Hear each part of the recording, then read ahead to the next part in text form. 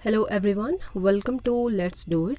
तो डिस्कस करेंगे आज हम यहाँ पर HPSSC की प्रीवियस ईयर पेपर सीरीज़ का पार्ट नंबर 2। तो अगर अभी तक आपने इसका पार्ट 1 जो है वो नहीं देखा है, तब आपको डिस्क्रिप्शन बॉक्स में उसका लिंक मिल जाएगा, आप वहाँ से जा कर के चेकआउट कर लीजिएगा। और हाँ, अभी भी काफ़ी सारे बच्चों को थोड़ा सा डाउट है कि मैम यहाँ पर जो आप सीरीज़ चला रहे हो ये क्लर्क के कौन से पोस्ट कोड के लिए जो है हेल्पफुल है, या आप क्लर्क की 918 पोस्ट कोड के लिए अलग से सीरीज चलाइए।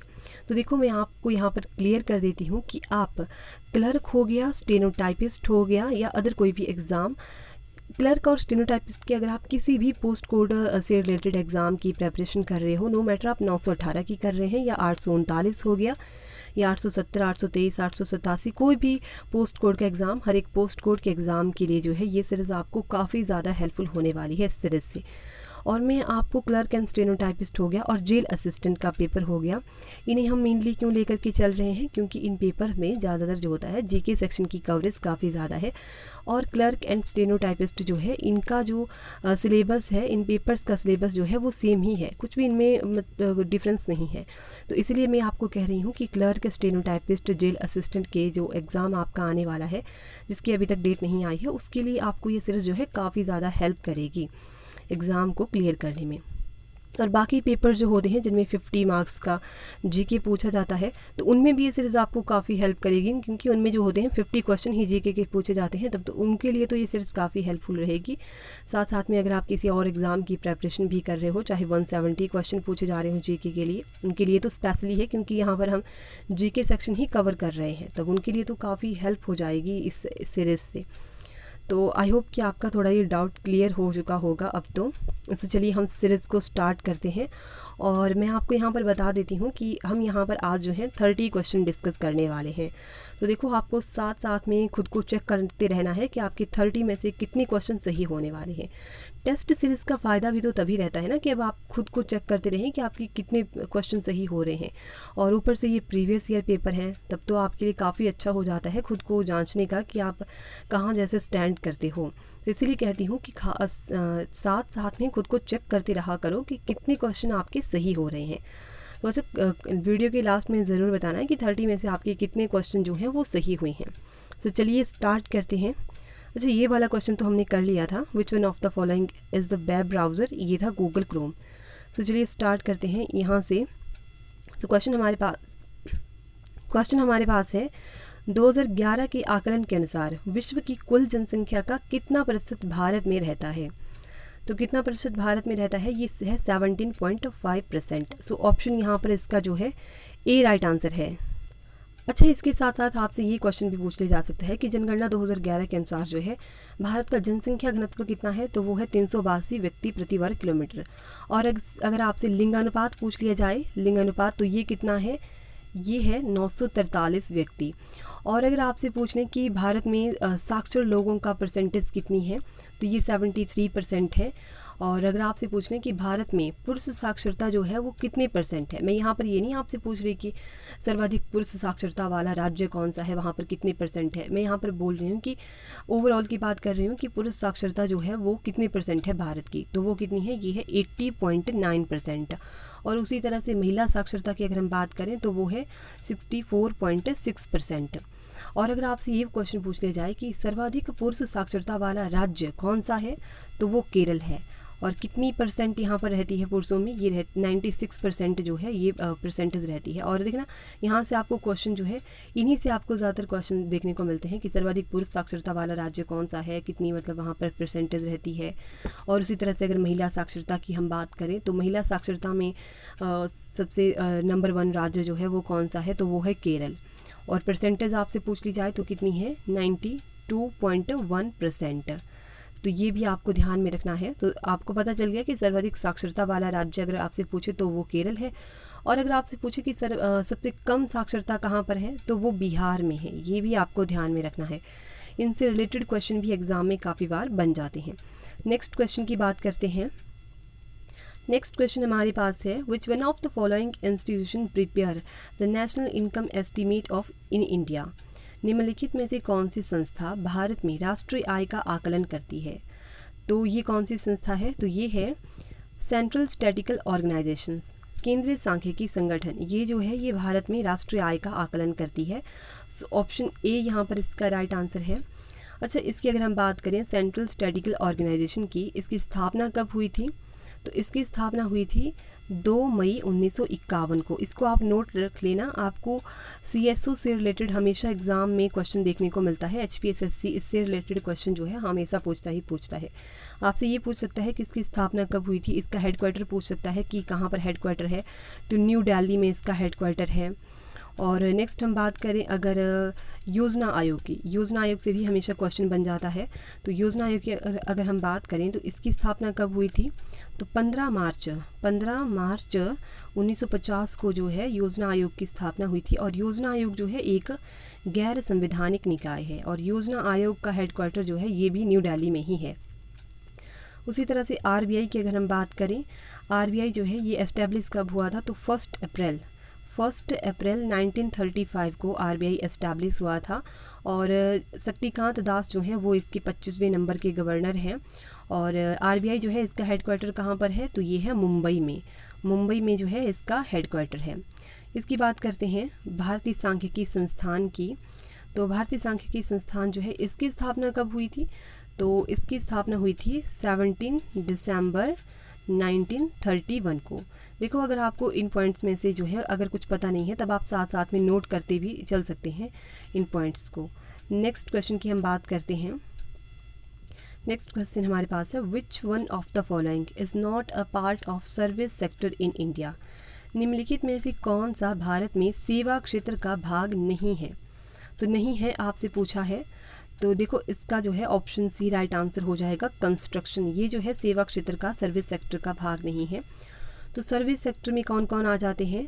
बीमा जो है सर्विस सेक्टर का भाग है, होटल और रेस्तरां भी जो हैं ये इसी के भाग हैं, और ट्रांसपोर्ट जो है ये भी सर्विस सेक्टर का ही भाग है। इसी के साथ साथ जो है रिटेल जो है ये भी सर्विस सेक्टर में आता है। एंड एजुकेशन जो है ये भी किस में आती है? सर्विस सेक्टर में आती है। तो ये पॉइंट्स भी आपको ध्यान में रखने हैं। नेक्स्ट क्वेश्चन हमारे पास है, among the following who are eligible to benefit from MNREGA? निम्नलिखित में से कौन मनरेगा से लाभ के लिए योग्य हैं? तो देखो ऑप्शन ए इसका यहाँ पर राइट आंसर है, किसी भी परिवार के वयस्क सदस्य जो हैं ये मनरेगा से लाभ के लिए योग्य हैं। ऑप्शन ए राइट आंसर है। और देखो मनरेगा जो है इसे पहले नरेगा के नाम से जाना जाता है। तो 2 अक्टूबर 2009 को नरेगा से इसका नाम बदल कर क्या रख दिया गया था? मनरेगा रख दिया गया था। तो ये भी पॉइंट आपको ध्यान में रखना है। नेक्स्ट क्वेश्चन हमारे पास है, अंत्योदय अन्न योजना was launched in the year? Antyodaya अन्न योजना किस वर्ष में लागू की गई थी? तो ये लागू की गई थी 25 दिसंबर 2000 को जो था अंत्योदय अन्न योजना लागू की गई थी। सो ऑप्शन बी यहाँ पर इसका राइट आंसर है। और अच्छा, ये जो अंत्योदय अन्न योजना है ये किस डिपार्टमेंट के अंडर आती है? ये आती है खाद्य आपूर्ति और उपभोक्ता मंत्रालय के अंतर्गत। और जब ये लागू की गई थी अंत्योदय अन्न योजना, तब उसमें हमारे प्रधानमंत्री कौन थे? तो वो थे अटल बिहारी वाजपेयी। तो ये वाला पॉइंट भी आपको ध्यान में रखना है। नेक्स्ट क्वेश्चन की हम बात करते हैं। नेक्स्ट क्वेश्चन है, ढांचागत बेरोजगारी किस कारण उत्पन्न होती है? तो देखो ढांचागत बेरोजगारी यानी कि स्ट्रक्चरल अनएम्प्लॉयमेंट जो होती है ये किस कारण उत्पन्न होती है? ये भारी औद्योगिक झुकाव के कारण उत्पन्न होती है। ऑप्शन सी राइट आंसर है। उसी तरह से अगर आपसे पूछ लें कि छिपी हुई बेरोजगारी जो है ये छिपी हुई बेरोजगारी कहाँ देखने को मिलती है? तो ये हमें कृषि क्षेत्र में देखने को मिलती है। और छिपी हुई बेरोजगारी को ही हम अदृश्य बेरोजगारी के नाम से भी जानते हैं। उसी तरह से अगर से चक्रीय बेरोजगारी के बारे में अगर आपसे पूछ लिया जाए कि ये जो होती है चक्रीय बेरोजगारी, ये विकसित देशों की विशेषता होती है। ज़्यादातर हमें कहाँ पर देखने को मिलती है चक्रीय बेरोजगारी? विकसित देशों में देखने को मिलती है। एक होती है घर्षणात्मक बेरोजगारी। घर्षणात्मक बेरोजगारी ये जो होती है ये बाज़ार में दशाओं के परिवर्तन के कारण उत्पन्न होती है, यानी कि मांग और पूर्ति में अगर चेंज आ जाए तब उसके कारण जो होती है घर्षणात्मक बेरोजगारी आती है। नेक्स्ट क्वेश्चन की हम बात करते हैं, किसी देश में जीवन निर्वाह स्तर किससे दर्शाया जा सकता है? तो किसी देश में जीवन निर्वाह स्तर जो है ये पर कैपिटा इनकम से दर्शाया जाता है, प्रति व्यक्ति आय से। ऑप्शन डी यहाँ पर राइट आंसर है। और पर कैपिटा इनकम जो होता है प्रति व्यक्ति आय को निकालने का फॉर्मूला क्या होता है? ये होता है देश की राष्ट्रीय राष्ट्रीय आय और जनसंख्या, ये जो होता है ये होता है पर कैपिटा इनकम को निकालने का फॉर्मूला। नेक्स्ट क्वेश्चन हमारे पास है, निम्नलिखित में से किसके पास पंचवर्षीय योजना की स्वीकृति की अंतिम सत्ता होती है? तो किसके पास होती है? ये होती है नेशनल डेवलपमेंट काउंसिल के पास, राष्ट्रीय विकास परिषद। So option C is the right answer.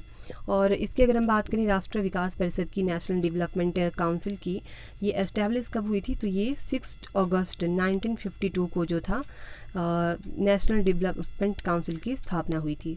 Next question हमारे पास है, किसने भारत में बीजों की उच्च पैदावार क्षमता वाली प्रजातियों का आविष्कार किया? तो किसने किया था? ये किया था महालनोबिस एन बोरलॉग ने किया था। ऑप्शन ए राइट आंसर है। नेक्स्ट क्वेश्चन हमारे पास है, the green revolution in India has contributed to, Bharat में हरित क्रांति ने योगदान दिया है। तो भारत में हरित क्रांति ने किसके लिए योगदान दिया है?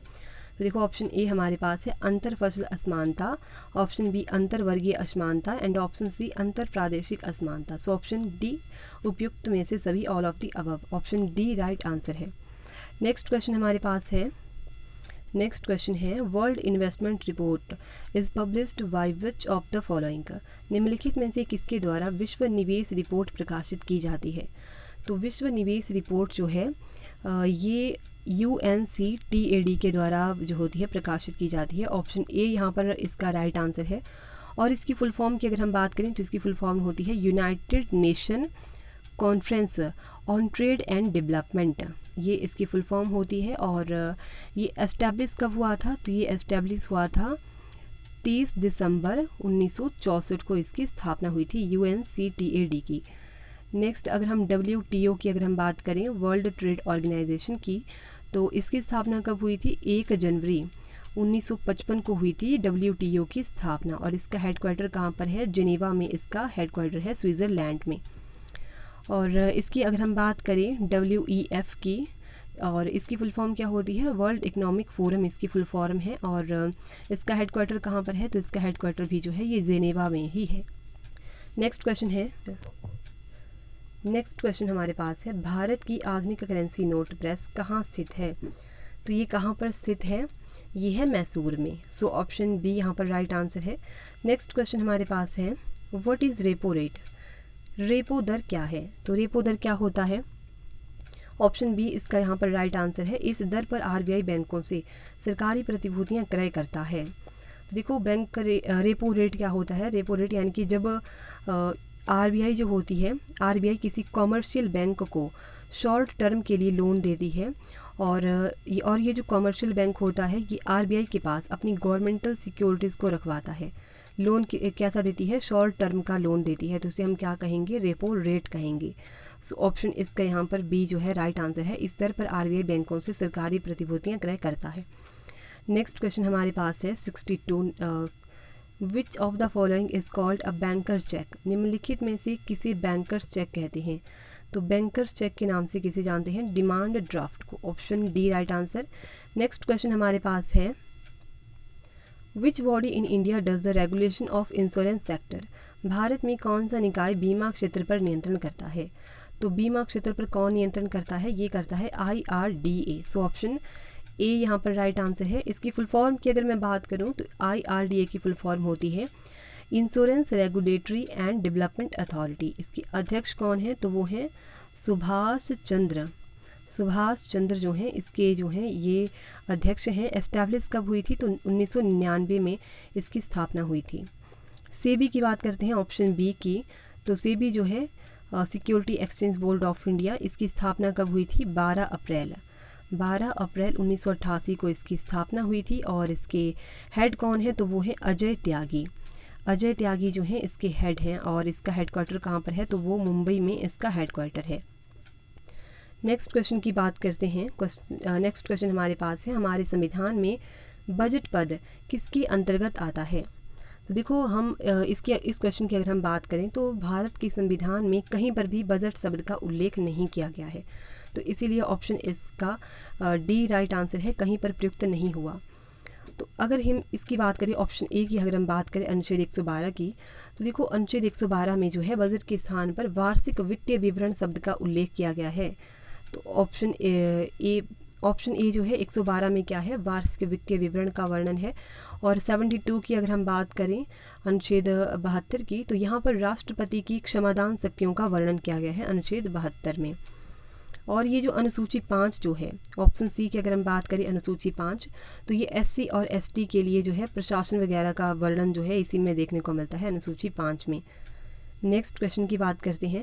तो क्वेश्चन नंबर 64 जो है उसका राइट आंसर क्या है, राइट आंसर है ऑप्शन डी, कहीं पर प्रयुक्त नहीं हुआ। नेक्स्ट क्वेश्चन हमारे पास है, human development report for each year eight global level in published by, किसके द्वारा वैश्विक स्तर पर मानव विकास रिपोर्ट प्रति वर्ष प्रकाशित होती है। तो ये किसके द्वारा, so option D right answer है UNDP, United Nation Development Programme. Next question की बात करते हैं। क्वेश्चन है, निगम कर किसके द्वारा लागू किया जाता है। तो निगम कर जो है ये किसके द्वारा लागू किया जाता है, सेंट्रल गवर्नमेंट के द्वारा इसे लागू किया जाता है। सो ऑप्शन यहाँ पर इसका सी जो है राइट आंसर है। नेक्स्ट क्वेश्चन हमारे पास है, नेक्स्ट क्वेश्चन है, which kind of power account for the largest share of power generation of India, Bharat में किस प्रकार की शक्ति का विद्युत शक्ति निर्माण में सर्वाधिक हिस्सा है। तो ये किसका है, ये है तापीय ऊर्जा का। ऑप्शन सी यहाँ पर इसका राइट आंसर हो जाएगा। नेक्स्ट क्वेश्चन हमारे पास है, किसी देश का भुगतान संतुलन 100 व्यवस्थित रिकॉर्ड है। तो इसका यहाँ पर राइट आंसर जो है वो हो जाएगा ऑप्शन बी, दिए गए समय में सामान्यतः एक वर्ष में राष्ट्र के सभी आयात और निर्यात लेन देन का, option B right answer. Next question की बात करते हैं, ब्लू चिप कंपनी क्या है। तो ब्लू चिप कंपनी जो है ये क्या है, तो ये है अति मूल्यवान company, highly valuable company. So option C right answer है। ब्लू चिप क्या है, एक हाईली वैल्यूएबल कंपनी है, ऑप्शन सी राइट आंसर है। नेक्स्ट क्वेश्चन हमारे पास है, सर्वप्रथम किसके अंतर्गत द्वैध शासन का प्रारंभ हुआ था। तो देखो द्वैध शासन जो था इसे शुरू किसने किया था, तो रॉबर्ट क्लाइव जो था इसने द्वैध शासन को शुरू किया था 1765 में। और द्वैध शासन को समाप्त किसने किया था, तो वॉरेन हेस्टिंग्स जो था इसने किया था समाप्त द्वैध शासन को। कब जैसे किया था, तो 1772 में द्वैध शासन को समाप्त किया था। तो ये पॉइंट आपको ध्यान में रखने हैं। तो इसीलिए इस क्वेश्चन का राइट आंसर जो है यहाँ पर हो जाएगा ऑप्शन डी, इनमें से कोई नहीं। नेक्स्ट क्वेश्चन हमारे पास है, भारत में कैबिनेट मिशन योजना ने विचार रखा था। तो भारत में कैबिनेट मिशन योजना जो है इसने विचार रखा था महासंघ का, कॉन्फेडरेशन का। सो ऑप्शन डी राइट आंसर है। और इसकी अगर हम बात करें कैबिनेट मिशन की, तो संविधान सभा का गठन जो था कैबिनेट मिशन के तहत किया गया था जुलाई 1946 में। और इसमें कैबिनेट मिशन में जब ये आया था भारत में, तब इसमें 3 मेंबर थे। और 3 मेंबर कौन कौन थे, एक तो थे सर स्टैफोर्ड क्रिप्स थे, दूसरे थे पैथिक लॉरेंस, और तीसरे कौन थे, तीसरे थे A.V. अलेक्जेंडर। कौन थे, A.V. अलेक्जेंडर। तो ये पॉइंट भी आपको ध्यान में रखना है। नेक्स्ट क्वेश्चन की बात करते हैं, भारत के संविधान का अनुच्छेद 368 संबंधित है। तो भारतीय संविधान का अनुच्छेद 368 जो है ये संबंधित है भारतीय संसद की संविधान में संशोधन की शक्तियाँ। ऑप्शन डी यहाँ पर इसका राइट आंसर है। अच्छा, कमेंट करके बताना कि आर्टिकल 352, 356 एंड 360 ये किससे रिलेटेड है, इनके बारे में आप कमेंट करके बताओ। नेक्स्ट क्वेश्चन की बात करते हैं, भारत में एकल नागरिकता किसकी देन है। तो भारत में एकल नागरिकता जो है ये ब्रिटिश कॉन्स्टिट्यूशन की देन है। सो ऑप्शन बी यहाँ पर इसका राइट आंसर है। कनाडा के संविधान की अगर हम बात करें ऑप्शन ए की, तो कनाडा के संविधान से हमने संघात्मक विशेषताएं, संघात्मक शक्तियाँ ली हैं। और यूएसए के अगर हम बात करें तो यहाँ से हमने क्या लिए हैं, फंडामेंटल राइट यूएसए से लिए हैं। और न्याय के पुनरावलोकन की शक्तियाँ जो हैं वो भी यूएसए के संविधान से ली हैं। इसकी बात करें ऑप्शन डी की, आयरिश संविधान यानी कि रूस का संविधान जो है, यहाँ से हमने क्या लिया है, फंडामेंटल ड्यूटीज़ हमने ली हैं आयरिश संविधान से। तो देखो क्वेश्चन नंबर 73 जो है इसका राइट आंसर है option B, British constitution. Next question हमारे पास है, सोशलिज्म रेफर टू, समाजवाद से संदर्भ है। तो समाजवाद से संदर्भ है राज्य नियंत्रित अर्थव्यवस्था, state controlled economy. So option C is the right answer. Next question हमारे पास है, the constitution of India describe India as, Bharat का संविधान भारत को दर्शाता है। तो भारत का संविधान भारत को एक राज्यों के संघ के रूप में दर्शाता है, राज्यों का संघ। ऑप्शन ए यहाँ पर इसका राइट आंसर है। नेक्स्ट क्वेश्चन हमारे पास है, आधार एक कार्यक्रम है। तो आधार जो है एक कार्यक्रम है वरिष्ठ नागरिकों की सहायता करने का। सो ऑप्शन ए यहाँ पर इसका राइट आंसर है।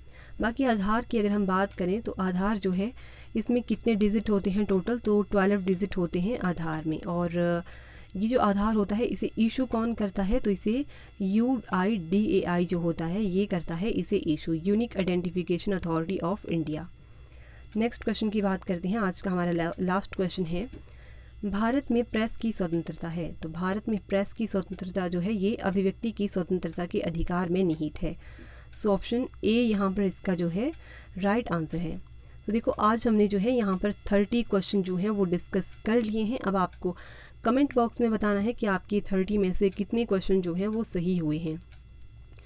और मुझे आपको एक बात बतानी थी कि अभी अगर आपने जो है 2020 या 21 में कोई भी एग्ज़ाम दिया है HPSSC का, तब आप हमारी ईमेल आईडी के ऊपर उसे सेंड कर सकते हैं। ईमेल आईडी है soniasingh37945। इसके ऊपर जो है आप मेल कर सकते हैं। बाकी आपको डिस्क्रिप्शन बॉक्स में भी इसका लिंक मिल जाएगा। तो चलिए मिलेंगे नेक्स्ट वीडियो में। धन्यवाद।